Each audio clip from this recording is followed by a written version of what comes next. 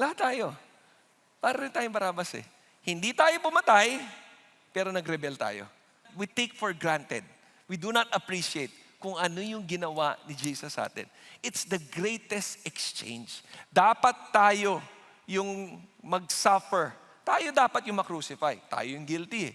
Pero pinagpalit ni Jesus. And inallow ni Jesus yung mangyari. For Christ also died for our sins once for all, the just for the unjust, so that He might bring us to God, having been put to death in the flesh, but made alive in the Spirit. Yung nakakalungkot, ang daming tao narinig na to, pero parang hindi pumapasok sa puso nila. Parang ano lang, oh yes, thank you Lord, thank you. Siguro ganun si Barabas. Yes, thank you Jesus, exchange tayo. Pero walang appreciation, walang pagbabago. Hindi na gets kung gaano kagrabe yung ginawa ni Jesus para sa kanila. Kasi yun ang right view of God eh.